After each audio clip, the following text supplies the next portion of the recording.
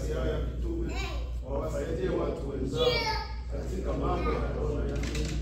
Uibarikie parokia yetu, iwe kama jamaa moja ya watoto wako wenye kukuaminia na kukupenda.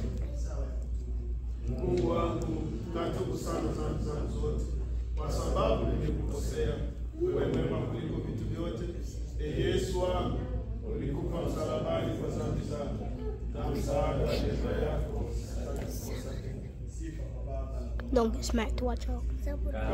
I don't care, move. No, he's not taking turns. Move.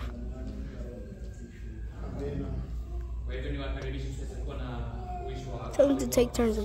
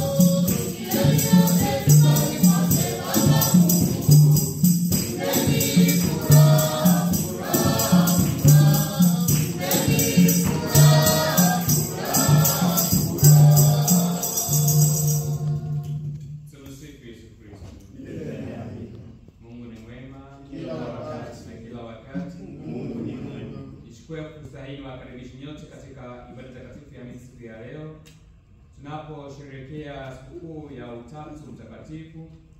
Tuombe ya kuwa katika maisha yetu tuweze kuiga mfano wa Mungu mmoja anayeishi katika viumbe tatu bila mgawanyiko, bila vurugu yoyote, nasi pia tuweze kuishi katika ushirikiano wa imani katika familia zetu na katika dunia yote. Tuwe na huo umoja tukimfuata Mungu Mwenyezi. Siku ya leo tujiombee kama jamii, tuombee wazee wote. Hii ni siku ya kipekee katika ulimwengu wote.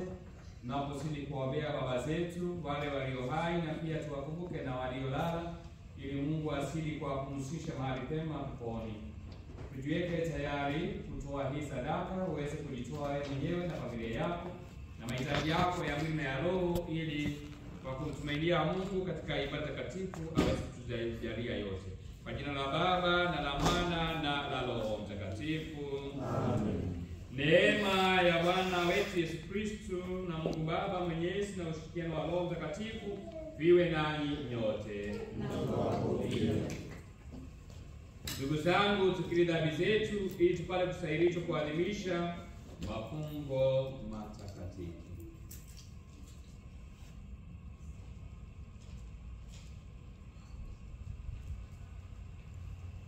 Namuungamia Mungu Mwenyezi. Nani ndugu zangu, ya kama nimefanya dhambi tele kwa mawazo, kwa maneno, kwa matendo na kwa kuacha makosa yangu, kweli nilikosa mimi, nilikosa sana.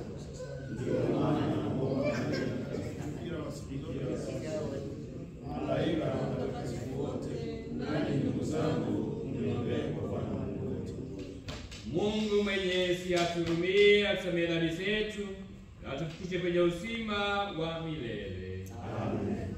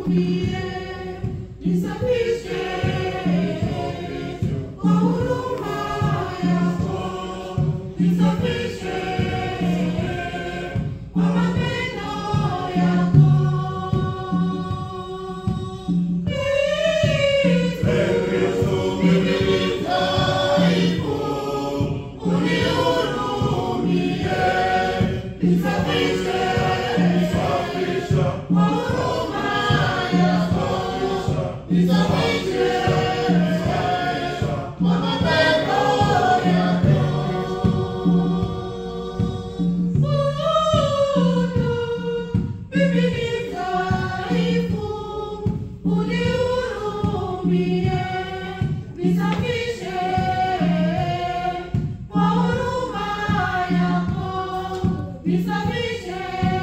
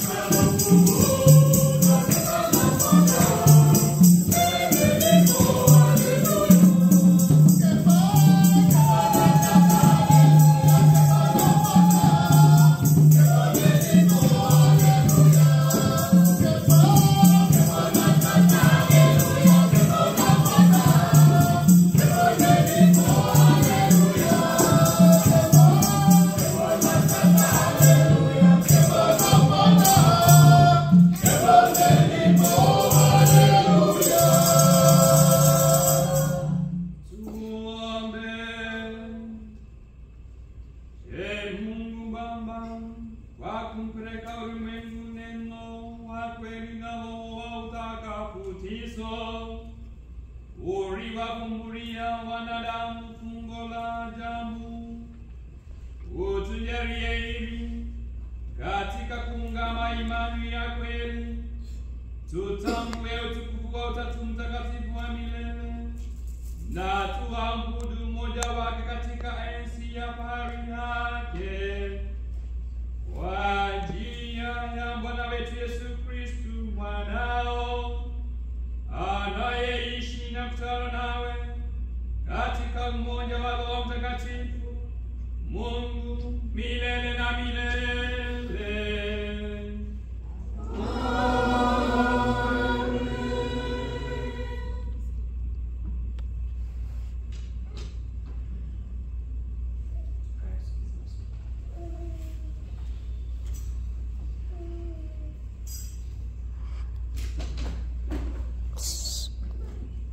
Somo la kwanza. Somo katika kitabu cha Methali sura ya 8 aya ya 22 hadi aya ya 31. Hekima ya Mungu asema hivi: Bwana ameniumba tangu mwanzo wa njia zake, malimbuko ya kazi zake alizofanya tangu asili. Tangu wakati wa kale nimeumbwa, tangu mwanzo, kabla ya dunia kuwapo. Kabla vilindi havijakuwapo nalizaliwa, kabla ya chemchemi zenye kujaa maji, kabla milima haijawekwa imara, na kabla ya vilima nilikuwa nimezaliwa. Kabla Mungu hajaumba nchi wala mashamba wala udongo wa kwanza wa dunia. Alipoziweka mbingu nilikuwapo, alipopiga mstari kuzungukia bahari kuu, alipoweka imara mawingu mahali pa juu, na kukaza chemchemi za bahari mahali pake, alipoiwekea bahari mipaka yake, yaani maji yasipite ukingo wake, aliposimika misingi ya dunia, hapo nilikuwa kama fundi wa kazi pamoja naye. Siku kwa siku nilikuwa furaha yake, nikicheza mbele yake wakati wote, nikicheza juu ya uso wa dunia yake, na furaha yangu kuwa pamoja na wanadamu. Na hilo ndilo neno la Bwana.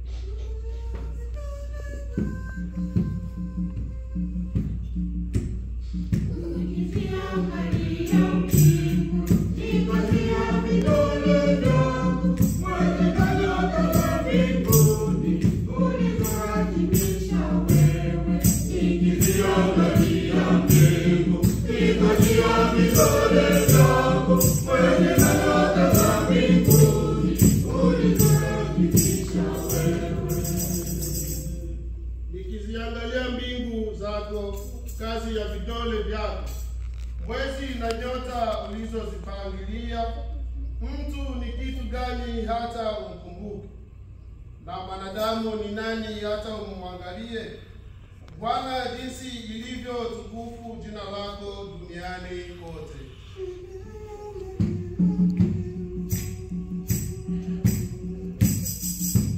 Nikiziangalia mbingu, nikiziangalia vidole vyako, mwezi na nyota za mbinguni, ulizozipangilia wewe. Nikiziangalia mbingu, nikiziangalia vidole vyako, mwezi na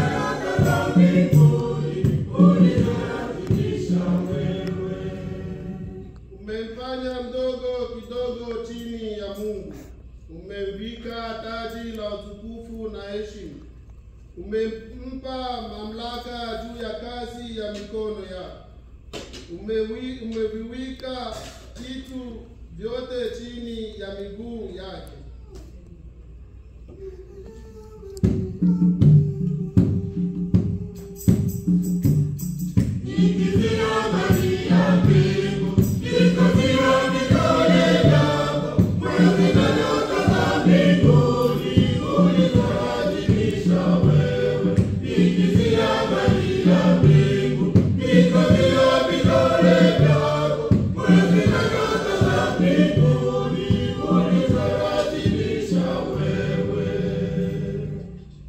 Kondoo na ng'ombe wote, hata wanyama wa porini, ndege wa angani na samaki wa baharini, kila kiumbe kitembeacho chini ya baharini.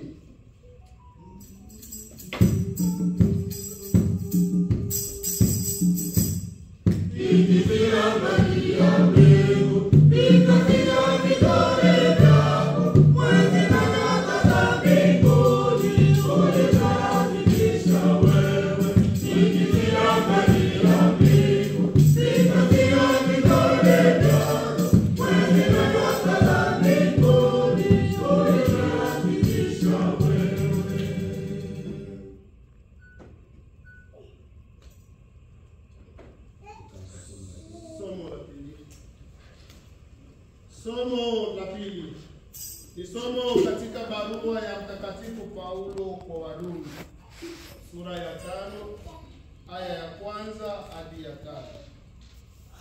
Ndugu zangu, kwa kuwa tumekubaliwa uadilifu kwa nguvu ya imani, tuna amani na Mungu kwa njia ya Bwana wetu Yesu Kristo. Katika imani huyo ametuwezesha kuingia hali ya nehemli tuliyo nayo sasa. Kwa sababu ya neema hiyo twafurahi matumaini ya kushiriki utukufu wa Mungu. Lakini hatufurahi hayo tu, bali twafurahia vile mateso. Maana twajua kwamba mateso huleta subira. Subira huleta usabiti, na usabiti huleta matumaini. Lakini matumaini hayadanganyi, kwa maana upendo wa Mungu umeenezwa mioyoni mwetu na Roho Mtakatifu tuliyempokea. Na hilo ndilo neno la Bwana.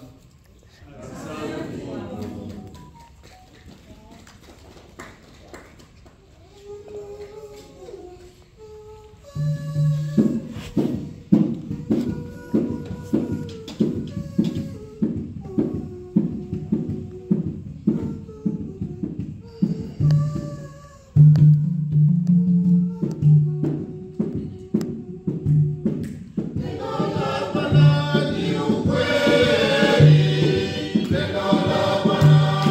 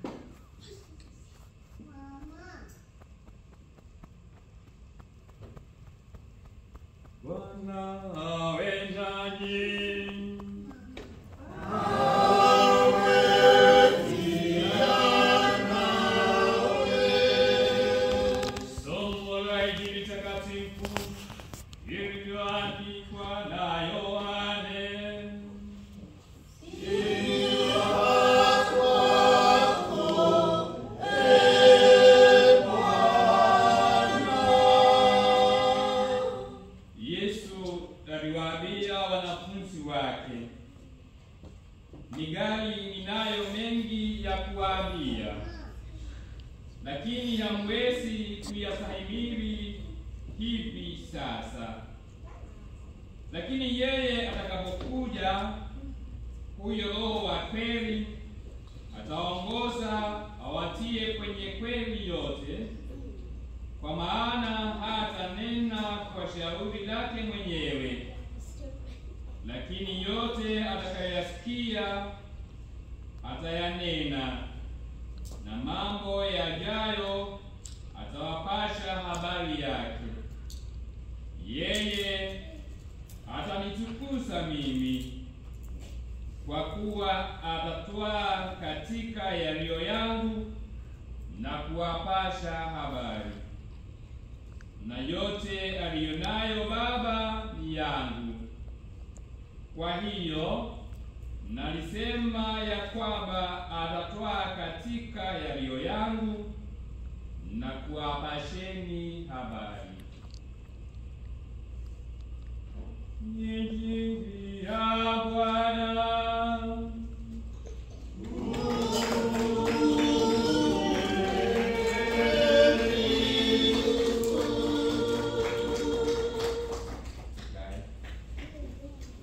Mungu ni mwema kila wakati.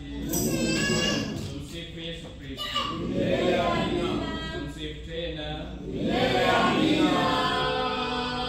Niwakaribishe katika tafakari na upanuzi wa neno la Bwana siku ya leo, tunaposherehekea sikukuu ya Utatu Mtakatifu. Na pia siku ya leo ni sikukuu kubwa kwa wote ambao ni baba, wanaume, ni ndugu zetu, ni baba zetu. Tunawasherehekea na kuwaombea Mungu asili kuimarisha katika miito aliyowajalia. Utatu Mtakatifu unatujumuisha sote, na kwa hivyo katika tafakari yetu siku ya leo ningetaka tutafakari jinsi ya kuishi maisha ya Utatu Mtakatifu, tukiiga mfano wake Mungu Baba Mwenyezi, aliye Mungu mmoja katika nafsi tatu. Mungu ni Utatu Mtakatifu, Mungu mmoja ndani ya moja. Mungu si upweke, yeye ni jumuiya. Siku ya leo mwaliko tunaopokea ni kuwa tuweze kuishi kama jamii, kama jumuiya, tukiwa na umoja kama vile Mungu alivyo na umoja. Mungu asiyegawanyika, Mungu anayeishi katika viumbe tatu vilivyotofautiana. Hata kama vimetofautiana, hakuna mgawanyiko, hakuna mvutano, hakuna mabishano. Wanaishi hivyo na kutenda katika nafsi zile tatu. Tulisaliwa katika Utatu Mtakatifu kwa njia ya ubatizo, tukabatizwa katika jina la Baba na la Mwana na la Roho Mtakatifu, tukazaliwa tuwe wa Kristo. Tuko katika kanisa moja takatifu Katoliki na la mitume lililoenea duniani kote. Tunafuata huo umoja katika sala zetu. Huwa tunamwalika Roho wa Mungu atuongoze tunaposema kwa jina la Baba na la Mwana na Roho Mtakatifu. Hivyo ndivyo sala zetu zinaanza. Hivyo ndivyo tunavyoshiriki katika liturujia, katika Utatu Mtakatifu. Na tunapomalizia sala zetu, tunampa utukufu Mungu Mwenyezi kwa Utatu Mtakatifu. Tunasema atukuze Baba na Mwana na Roho Mtakatifu. Tunamsifia Mungu. Hivyo katika maisha yetu ya Ukristo, mwaliko ni mmoja, kuishi tukifuata mfano ulio thabiti, mfano wa Utatu Mtakatifu, Mungu mmoja. Mungu ni mwema na kila wakati. Tunafaa kujiuliza siku ya leo, kwa nini katika familia zetu tunagawanyika? Kwa nini katika jamii zetu tunagawanyika? Kwa nini katika kanisa tunagawanyika? Kwa nini tunaleta utofauti? Utofauti wetu tunaonekana, wale walizo nazo, wale ambao hawana, wale ambao wamesoma, wale hawajasoma, tunaleta zile tofauti zinaonekana, lakini sio kwa Mungu Baba. Hakuna tofauti katika viumbe tatu na nafsi tatu, hakuna utofauti, wanashirikiana. Siku ya leo tuombe ya kuwa katika familia zetu tujenge jumuiya ambapo tunashirikiana, tunaungana kama Mungu mmoja na nafsi tatu wameunganishwa, wanafanya kwa pamoja. Mungu Baba ni muumba, Mwana naye alitukomboa, naye Roho Mtakatifu anaendelea kututafutisha sisi katika familia zetu. Kila mmoja, hata ingawa wewe ni baba, mama ama mtoto, haijalishi nafasi yako katika familia, uwe wa kwanza ama wa mwisho, uwe na nguvu usiye na nguvu, uwe na uelewa usiwe na uelewa, siku ya leo mwaliko ni kuwa tuishi kama jamii. God is good all the time. Tuishi kama jamii, watu wanaoshirikiana, tuishi kama familia, kwa sababu Mungu ni familia. Ni nafsi tatu, lakini Mungu mwenyewe ni familia. Jiangalie na uone taswira ama picha ya familia yako. Ina umoja, ina ushirikiano. Na katika hizi viumbe sinaishi pamoja na tatu, hata kama kuna tofauti, sinaunganishwa kwa njia ya upendo. Hatuwezi ishi maisha ya Utatu Mtakatifu iwapo hatuna upendo. Upendo ni mnyororo wa kuunganisha. Hizi nafsi tatu zimeunganishwa kwa njia ya upendo. Na iwapo sisi hatuna upendo, kwa hivyo tutaona migawanyiko. Iwapo sisi hatuna heshima kwa ndugu na dada zetu, tutakuwa na migawanyiko, kwa sababu hatuna upendo. Mungu ni upendo na upendo unatuunganisha. Hatuwezi ishi fumbo la Utatu Mtakatifu pasipokuwa na upendo. Upendo unatuunganisha, upendo unatutia motisha, upendo unatutia nguvu ya kuishi maisha ya Utatu Mtakatifu. Ni fumbo kweli, lakini katika maisha halifai kuwa fumbo. Mungu ni mwema kila wakati. Mungu ni mwema. Tunao ndugu zetu ambao wanaishi maisha wao ni fumbo, waelewe. Hujui wanalotaka, hujui wanalolipenda, hujui wanapoenda, wanaporudi, kwa sababu wao ni fumbo. Tuishi katika umoja, katika uelewano, tusiwe mafumbo. Na kwa hivyo mwaliko ni kuishi katika jumuiya ya Wakristo na jumuiya inayounganishwa na upendo. Fumbo la Utatu Mtakatifu tunaloliadhimisha siku ya leo liwe kwetu chachu ya mapendo ya kweli. Hili fumbo liwe chachu la mapendo ya kweli kwetu sisi wanadamu, sisi wa Kristo. Ujiangalie, ujichunguze katika maisha yako, uyatafakari, uone kama hili chachu la upendo linafanya kazi kwako, ili tuweze kuishi tukifikia mfano wa Utatu Mtakatifu, Mungu mmoja asiyegawanyika.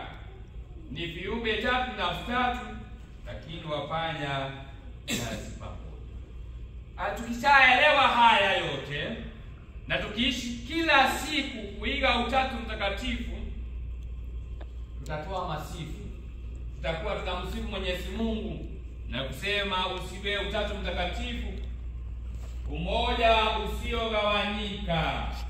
Tutausifu Utatu Mtakatifu na kila siku tunasema atukuzwe Baba, nikumsifu Mwana na Roho Mtakatifu, kama ilivyokuwa mwanzo, ilivyo sasa, itakavyokuwa hata siku zijazo, hata mwisho. Kazi yetu wanadamu, tunapoishi maisha ya Utatu Mtakatifu, tutakuwa tunamsifu Mungu mmoja katika nafsi tatu. Umoja wa Mungu unaonekana. kwetu sisi Bwana, tusione umoja katika jamii zetu. Kwa nini tusione umoja katika familia zetu? Kwa sababu tunasema linalotuunganisha kuishi vyema maisha ya Utatu Mtakatifu ni upendo. Mungu ni mwema kila wakati. Mungu ni mwema. Hauwezi siku Utatu Mtakatifu iwapo hauna upendo kwako. Hatuwezi onyesha watu wengine na dunia nzima hata mmoja katika Neustadt iwapo tumegawanyika, tunapita, tuna migogoro, usemi si usemi mmoja. Hawa tangu mwanzo Mungu mwenyewe anasema na tuumbe ulimwengu katika jumuiya, waliungana pamoja. Yohana anasema lilikuwako neno tangu mwanzo.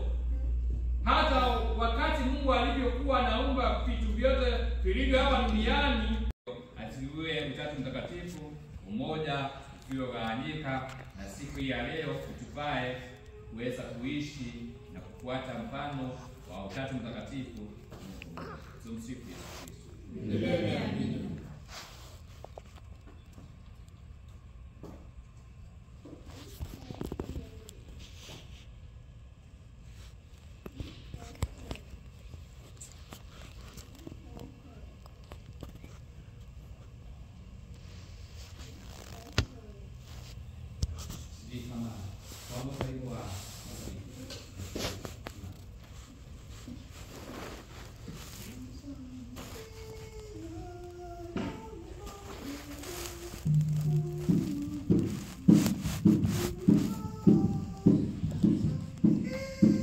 Mungu kweli kwa Mungu kweli, amezaliwa akuumbwa, kwenye umungu mmoja na Baba. Be so blessed. Vitu vyote vimeumbwa naye.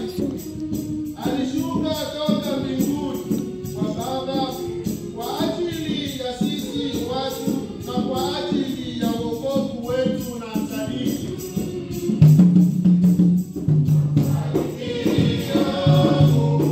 Messi.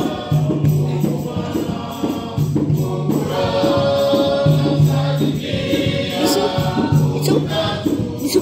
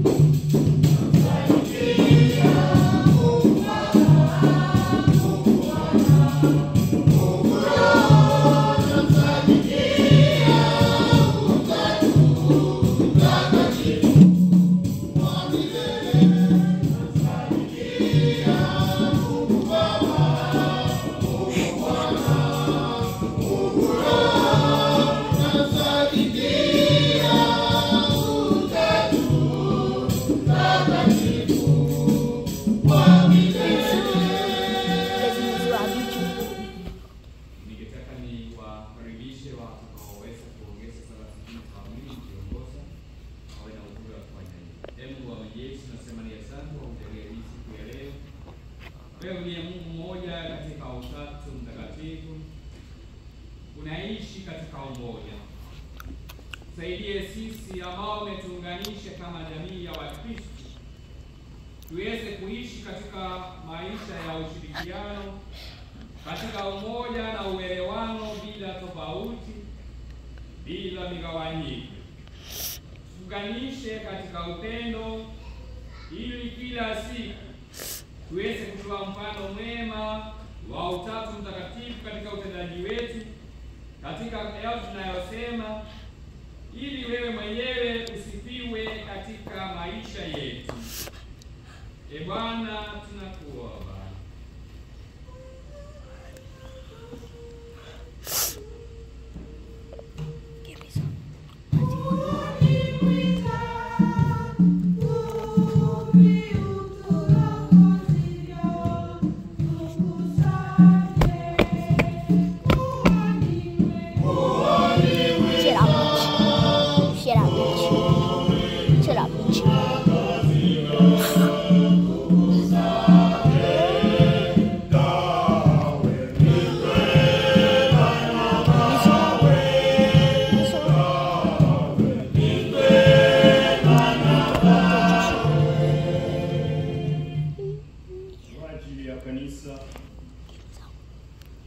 Baba Mungu Mwenyezi, utuwezeshe kushiriki Utatu Mtakatifu katika Mungu mmoja, ili kanisa lienee duniani katika kutangaza utatu wa Mungu mmoja.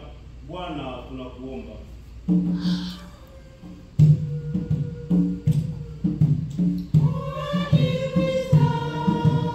Get out my pictures for a slap.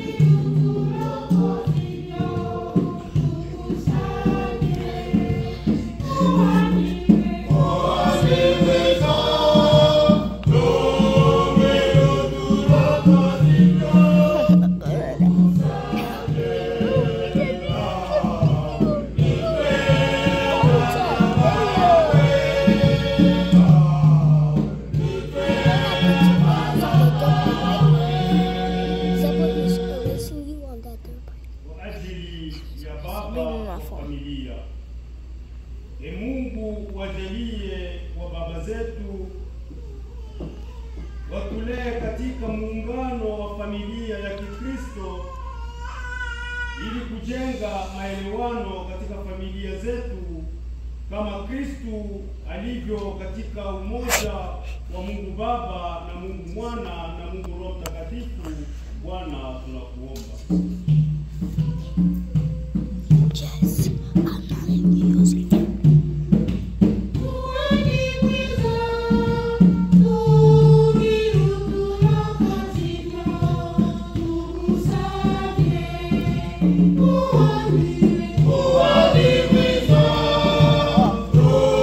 Give Musa the phone.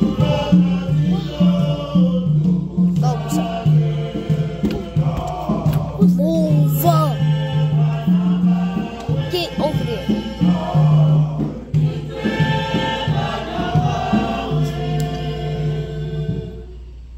Kwa ajili ya jamaa zetu, Mungu uliye Utatu Mtakatifu, uzifanye jamaa zetu kuishi katika umoja wa Utatu, tukishirikiana wote katika mapendo ya Mungu Baba, Mwana na Roho Mtakatifu. Bwana, tunakuomba.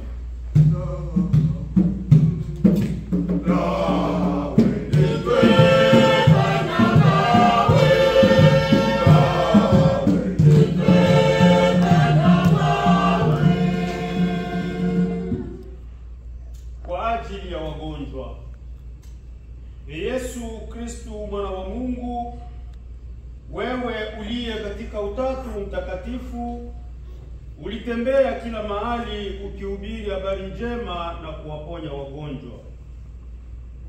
Uwajalie afya tele ndugu zetu waliye katika jamaa zetu, katika familia zetu, warudishie afya tele na maisha bora katika familia zetu. Bwana, tunakuomba.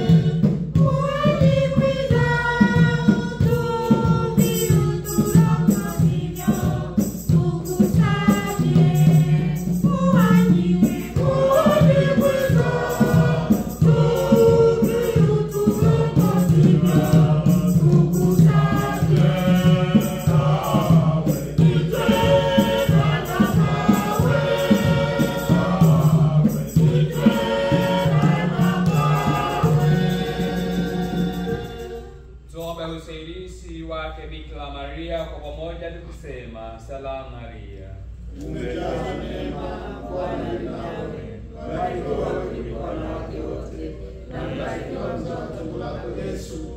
Maria Mtakatifu, mama wa Mungu, utuombee sisi wakosefu, sasa na wakati wa kufa kwetu. Amen. Baba Mwenyezi, upende kusipokea sala zetu tulizotoa kwa vinywa vyetu na zile zingine ambazo zimebaki mioyoni mwetu. Tujalie yote kama yalivyo mastahili yako. Tuomba haya yote kwa njia ya Kristo Bwana wetu. Amen. Ningetaka tujue wangapi watapokea Ekaristi ili ingehesabiwa. Iwapo utapokea Ekaristi takatifu, nasaidwa mkono. Pale mmoja kwa hesabu. Hesabiwe tu.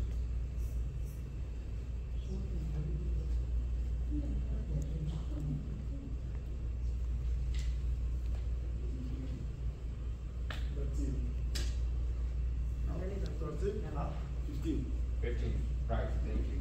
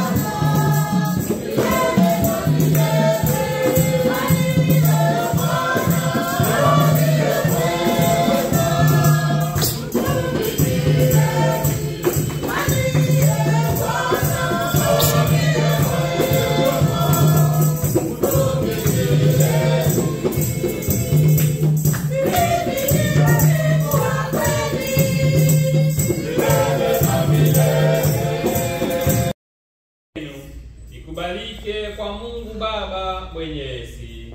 Bwana, pokea sadaka mikononi mwako kwa sifa na utukufu kwa jina lako, kwa mafaa yetu na ya Eklesia yako yote takatifu. Bwana Mungu wetu, kwa kuliitia jina lako, tunakuomba uvitakatifuze vipaji hivi vya utumishi wetu, na hivyo utufanye tuwe kwako sadaka ya milele. Twaomba hayo kwa njia ya Kristo Bwana wetu. Amen. Bwana awe nanyi.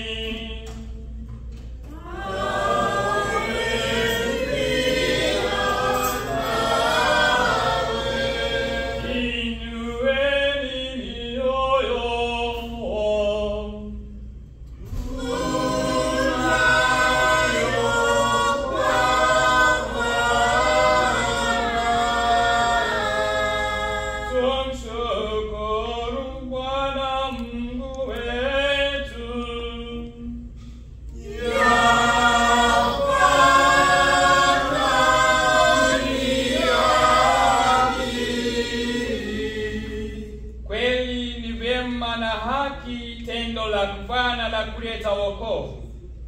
Tukushukuru wewe daima na popote, Bwana Baba uliye mtakatifu, Mungu mwenyezi wa milele. Wewe pamoja na mwanao pekee na Roho Mtakatifu, Mungu mmoja na Bwana mmoja, siyo katika umoja wa nafsi, ila katika utatu wa umungu mmoja.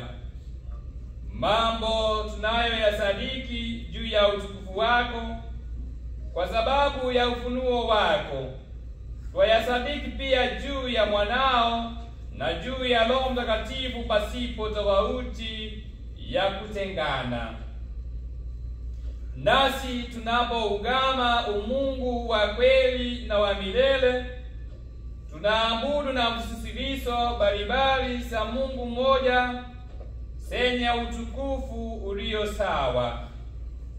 Nao malaika na malaika wakuu, makerubi na maserafi wote hawashoki kusifu kila siku, wakisema kwa sauti moja: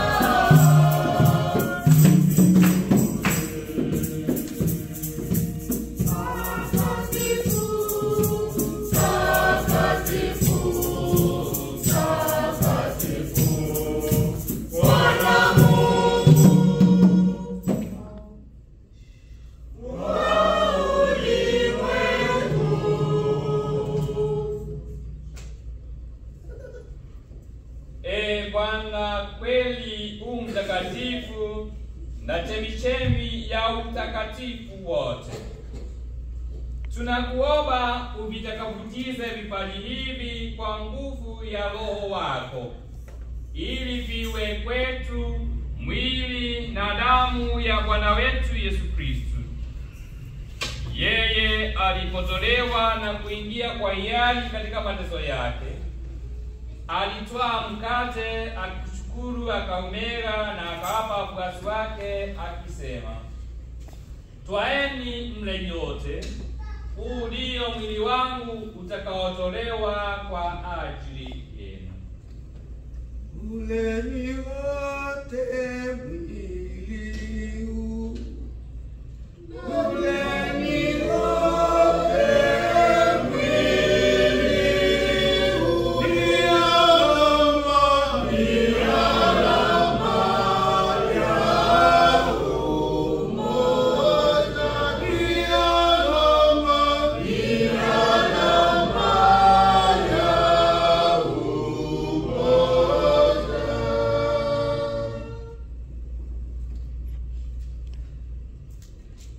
Vivyo hivyo baada ya kula, akitwaa kikombe na kushukuru tena, aliwapa wafuasi wake akisema, "Twaeni mnywe nyote, hiki ndicho kikombe cha damu yangu, damu ya agano jipya na la milele, itakayomwagika kwa ajili yenu na kwa ajili ya wengi kwa maondoleo ya dhambi.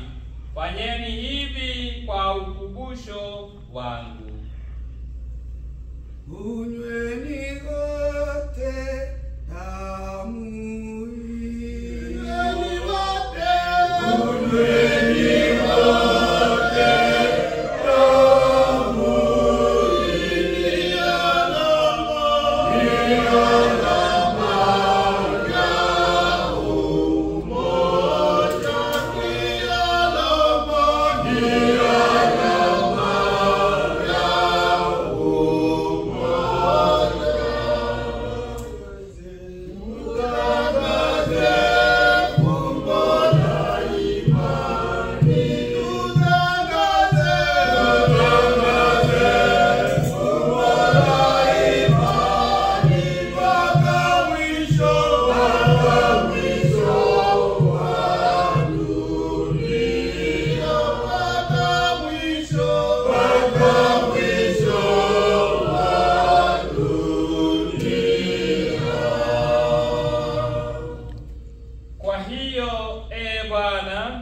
tunapoadhimisha ukumbusho wa kifo na ufuko wake mwanao, tunakutolea mkate wa uzima na kikombe cha wokovu.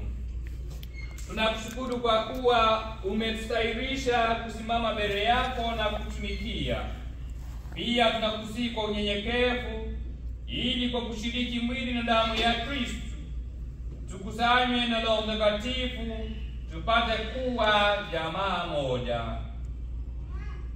Bwana, ulikumbuke kanisa lako lililoenea popote duniani, ulikamilishe katika mapendo pamoja na Baba Mtakatifu wetu Leo na askofu wetu Edward na Wakrelo wote.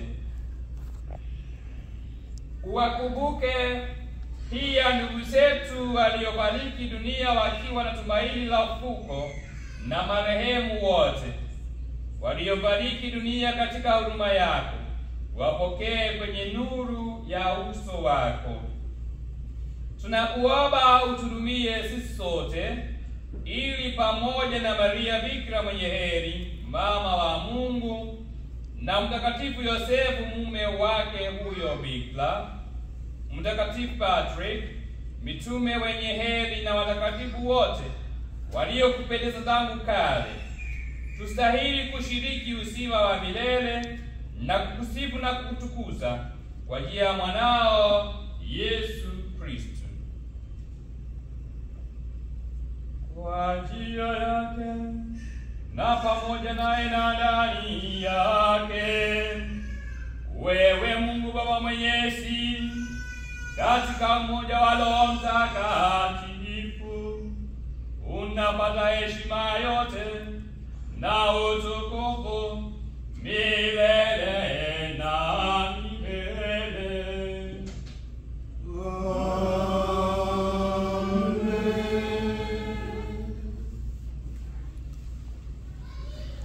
Kwa kurithi agizo la Mwokozi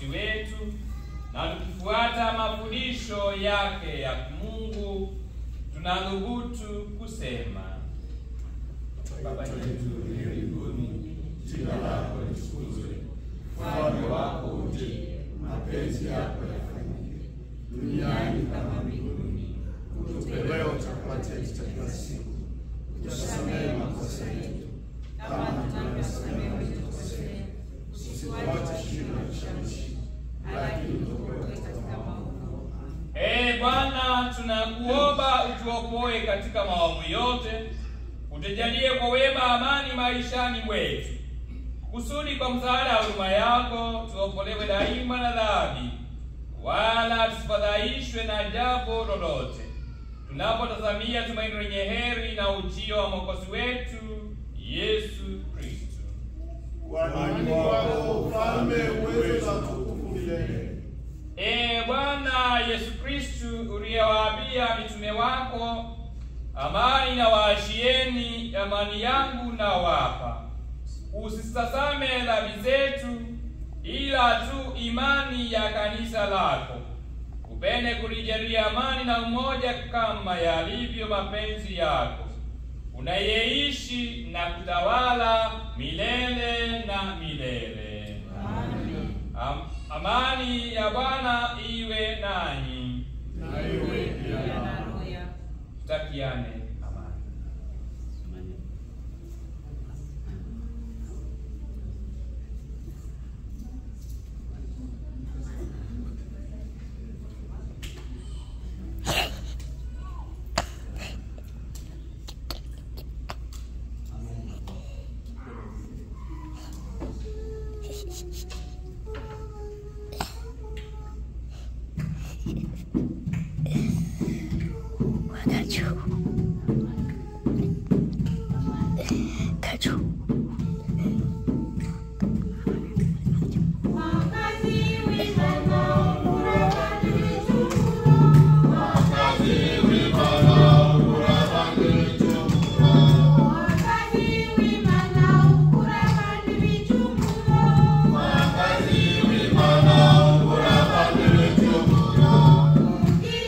Kikongwe,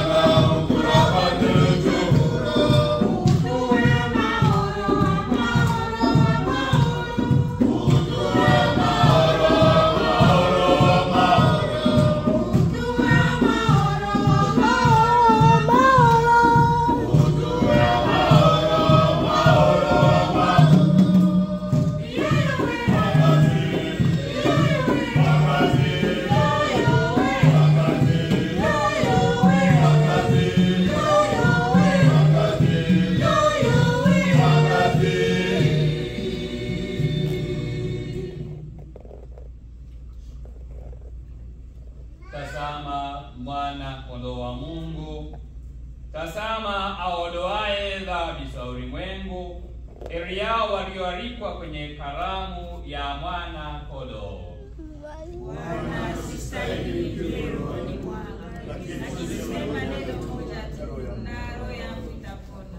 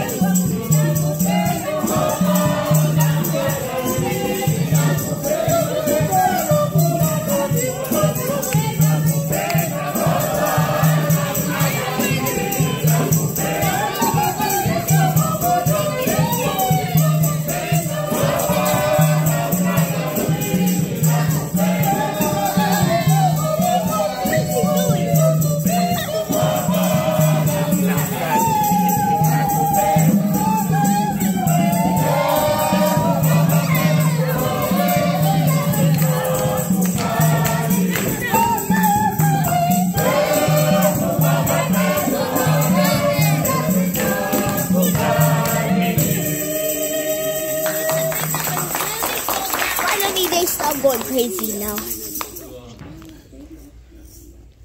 Mungu Baba wetu, sakramenti hii tuliyopokea ituletee afya ya mwili na roho, na kutuwezesha kuungama umoja wa Mungu katika utatu mtakatifu wa milele kwa njia ya Kristo Bwana wetu. Amen. Bwana awe nanyi. Awe pia nawe. Mungu wa Mwenyezi awabariki Baba na Roho Mtakatifu. Amen. Nendeni na amani. Ibada yetu ya misa imekamilika. Asante.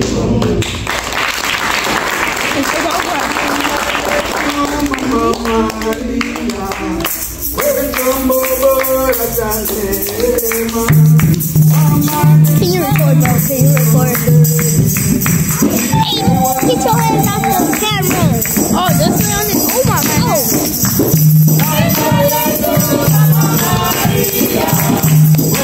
Does it look different in real life or in the camera? I never heard it before time. They just said we're finished and you'll see. I know, right?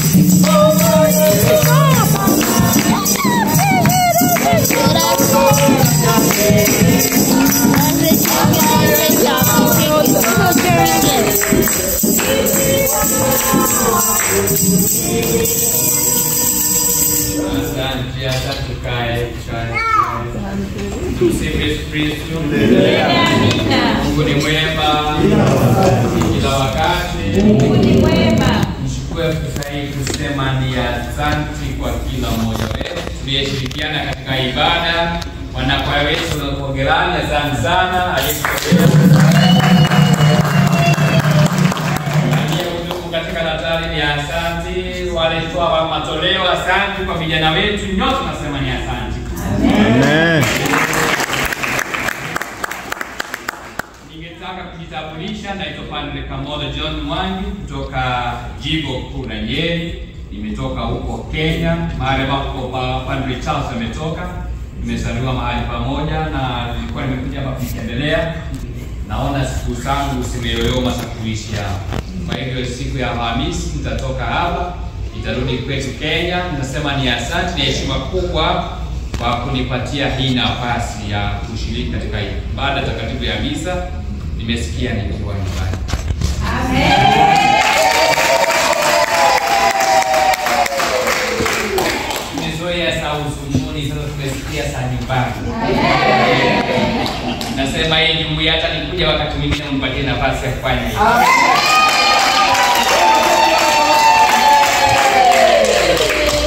Ni heshima kubwa sana, nasema ni asante kwa uongozi. Kwa hiyo mpangilio nasema ni asante sana sana. Na kwa hivyo ninapoondoka nitawaeka katika sala zangu, na msidi kuniombea. Nipatapo nafasi nyingine ya kufika nitatafuta mahali mwingine. Amen. Asante anayepiga picha, asante sana. Amen. Amen. Mwenye kiti aweze kusema na sisi. Tumsifu Yesu Kristo. Amen. Kristo. Tumaini letu. Kristo. Jamani, tusimame kwanza. Kwa niaba ya Kanisa Katoliki Dallas na Fort Worth. Hapa ni mchanganyiko ile WFA Dallas Forward. Yeah, Dallas na Fort Worth hapa tumeungana. Tuseme karibu sana Baba Padre. Jumuiya iliyo na nguvu. Mungu akubariki sana kwa huduma uliotutolea leo. Lakini vile vile wanajumuiya wa Dallas na Fort Worth wanasema salamu zao zifikishe parokiani pale utakapofika. Waambie kwamba tuko pamoja nao. Tunatamani kuwa na familia takatifu sisi pamoja na watu wa Kenya, lakini vile vile kama vile Dallas na Fort Worth tuko katika familia, tuwe na muungano na watu wa Kenya. Na kama itawezekana ufanye program nzuri ulikotoka wewe, mwingine haje. Si ndio hapa? Hata kuja. Jamani, tupongeze. Na mapadri wengine wawili kutoka Kenya, kuna Padre Charles na mwingine anaitwa Martin. Wako tu hapa. Asante. Tutafurahia sana endapo isiwe siku ya mwisho. Tuendelee kwa sababu tunahitaji hapa huduma za Kiswahili. Huduma za Kiswahili tunazikosa kwa sababu ya kukosa mapadri wa Kiswahili. Kwa hiyo basi Wakristo wengi wanabaki manyumbani, na hata hivyo wengine wameshaasi imani Katoliki, wameenda katika madhehebu mengine kwa sababu ya lugha. Walio wengi wametoka kule Afrika hawajui Kiingereza. Sasa walikuwa kwenye makazi za wakimbizi, wamebahatika kwa programu ya OEM UNHCR ikaleta watu katika Marekani, wengine wameenda Australia, wengine Canada, lakini walioko hapa walio wengi, idadi kubwa ni Wakatoliki. Lakini wapate wapi mapadri wa kuwaingiza misa za Kiswahili? Hapo inakuwa shida kwetu. Kwa hiyo basi tumefarijika sana leo kuona baba padri uko pamoja nasi, umetulisha neno la Mungu. Ninaamini ya kuwa haitakuwa mara ya mwisho. Asante sana. Tumsifu Yesu Kristo. Tena niseme asante, tunaweza kata baadaye. Wale wa Kenya nimewafanyia misa mbili tangu nifike hapa za Kiswahili. Wanaenda kule kule chini kabisa kuna Holy Family. Nimekuwa na misa Jumapili iliyopita na nilipofika hapa pia. Nitakupatia namba ya kiongozi unifuate. Ili wanapokuwa na misa, kwa sababu kwa kila mwezi wanakuwa na misa ya Kiswahili na pia wanajumuika. Sasa hivi nikitoka hapa naenda jumuiya wanaungana. So na wanakuwa na maombi ya Kiswahili kwa lugha kwa wale wataelewi. Hata kuna rosary kila siku ya Jumatano wako na rosary, wanaungana kwa mtandao. Nitakupa namba ya kiongozi, tutaungana pamoja. Jana tumekuwa na family day huko chini, sikumbuki tunaitwa. Wakenya wote wameungana, tukakula, tukakunywa, tukafurahia. Tunashukuru Mungu. Kwa hiyo tumeanza safari. Na huyu pande aliyekuwa naye hapa ndo hapa. Na huyo Kiswahili yako sawa. Na huyo mwingine pia hawa ni wenyeji. Sisi tunakuja na kutoka. Na pia kuna wengine pia wanakuja basi kutoka. Hamtakosa ile huduma. Tutafanya heshima, nimpatie hiyo namba. Mtakuwa mnawasiliana. Asante. Right. Kwa hiyo sina lingine la ziada ila kusema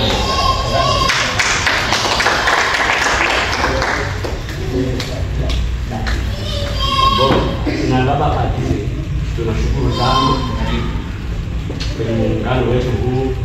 Tumeona kwamba tuko nyumbani. Naposema lugha yetu tukufu ya Kiswahili tunahesabu kuwa ni mbali. Na kwa hii ningealika baada ya ibada hii kuna kahamu kidogo ambao tumeandaa. Kwa nasi ambao mtayo msanii wenzangu pia mmoja wa wenzangu amesema mwenzangu naye ataongeza wengine. Hapo sisi tunasema kwamba tudumu katika umoja na ndio tutapata nguvu kabisa. Tutavuta walio wengi kwa katika majengo mbalimbali kita tunasema pale watakaposikia na wanaposikia leo kwamba tunafanya misa ya Kiswahili hapa itakuwa ni shangwe na furaha kabisa. Wengine wakufika leo kwa sababu ya nini? Video ilipanda kabisa. Kwa hiyo tunashukuru kwa asante.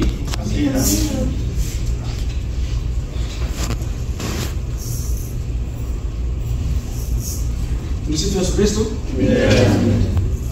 Na tukifikiria tumeshatoa heshima kwa padri na hata choa kustoa. Kwangu mimi niseme mimi ndio kama vile nilipokea baraka nyingi sana. Sababu kipindi nilikuwa naongea na Father Charles bado kwa nyumbani, nilikuwa naye pamoja kwenye ofisi. Nafikiri nikwambia na mtu kwa ofisini ilikuwa ni mimi tukipangilia mpango wa hii misa. Na sasa ni kama vile sasa tumeshota baraka ya nguvu mpya. Pata padri mpya, ijapokuwa ni njia tunatoka katika kanisa hakuna mgeni, si ndio? Kanisa Katoliki hatuna mgeni. Tutakuomba kisha kumaliza ibada na tutaona pamoja tutahitaji kwa padri mkubwa au ndio wote kwa pamoja naye katika sherehe hii. Na sababu tumetoka mbali sana. Tumetoka mbali sana.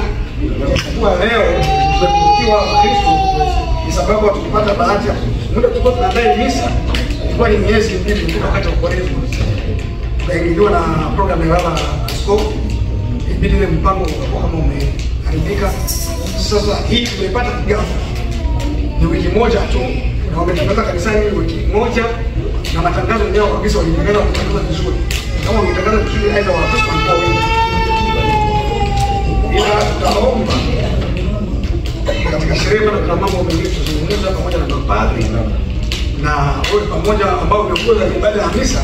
Najua utamjuza mingi, utamwambia mengi ambao umeona mwenyewe kwa machache tu, ijapokuwa tuko wadogo, lakini maandiko yanatukumbusha kama wawili watoto wakusanyika pamoja na mimi wakati yao. Kwa hiyo tutaomba kuhitaji kabisa wewe pamoja na Padre Charles, maana tunataka kutoka nje kidogo, tuandae meza na vitu vingine ili tuweze kwanza karamu yetu. Inakuwa ni vizuri sana na mengi tutayaongea katika sherehe. Kwa hiyo tunashukuru. Asante sana. Nisipokaa sana ninangojea sikii huko chini kuna jumuiya nafaa kuhudhuria. Nisipokaa sana mtaelewa na naenda huko. Haya. Tutaombea chakula ama? Tuseme sawa kabla wapanga watu tutaomba kupanga. Ni moja vile kwenye gari tushika hiyo. Alright, sawa basi. Tushamaliza ibada. Haya. Okay.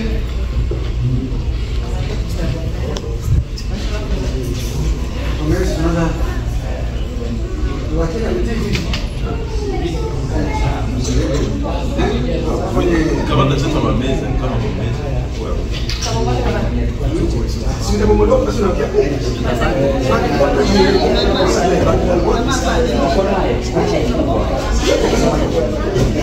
Yes.